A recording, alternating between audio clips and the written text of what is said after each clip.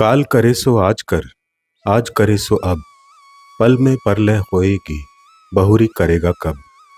कबीर दास जी मनुष्य को आलस्य छोड़कर समय पर काम करने का उपदेश देते हैं। उपदेश देते हुए कहते हैं, जिस अच्छे काम को करने के लिए तुम कल यानी आने वाले दिन पर टाल रहे हो, उसे तुम आज ही कर लो। और जिस काम को तुम आज करने की सोच रहे हो, उसे अभी इसी क्षण शुरू कर दो।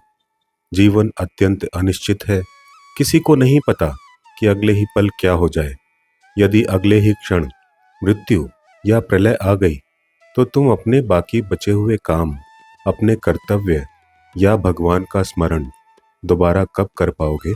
एक गांव में अमरनाथ नाम का एक किसान रहता था। वह मेहनती था, लेकिन उसकी एक बुरी आदत थी। वह हर काम को कल पर टाल देता था। जब भी कोई जरूरी काम होता, वो यही कहता, अरे अभी क्या जल्दी है, काल करे सो आज कर नहीं, आज करे सो काल कर, मैं यह काम आराम से कर लूंगा। एक बार बरसात का मौसम आने वाला था। अमरनाथ के खेत की मेंढे टूटी हुई थी और अनाज रखने वाला गोदाम भी मरम्मत मांग रहा था। उसके छोटे बेटे ने कहा, पिताजी, बादल घिर रहे हैं, मेंढे अभी मजबूत कर लेते हैं, नहीं तो पहली बारिश में ही खेत का सारा पानी बह जाएगा। अमरनाथ ने हंसकर कहा, पल में परलय होएगी, लेकिन अभी तो नहीं हो रही। आज रहने दो, कल कर लेंगे, अभी तो बहुत समय है। उस रात अमरनाथ को नींद नहीं आई। उसने सपने में देखा कि एक दिव्य साधु उसके पास खड़े हैं। साधु ने उसे एक पुरानी घड़ी दी और बोले, यह साधारण घड़ी नहीं है, इसमें तुम्हारा शेष जीवन भरा है। इसकी सुइयां तभी तक चलेंगी जब तक तुम जीवित हो, और हाँ, इसका समय किसी को पता नहीं चलता।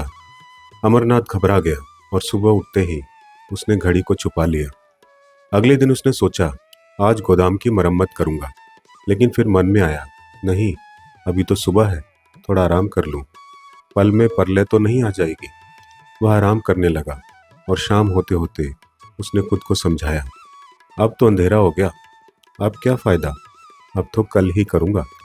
अगली सुबह अमरनाथ ने देखा कि रात भर मूसलाधार बारिश ने टूटी मेंढों से सारा पानी बहा दिया था और गोदाम की छत भी गिर गई थी, जिससे बचा कुचा अनाज बर्बाद हो गया था। दुख और पछतावे में डूबा अमरनाथ अपनी घड़ी देखने लगा।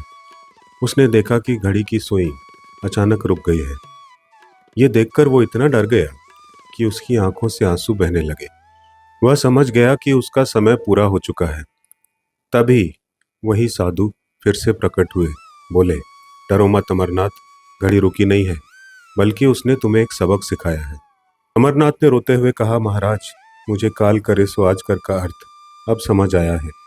मैंने एक दिन के आलस्य के कारण अपना पूरा साल का अन्न बर्बाद कर दिया।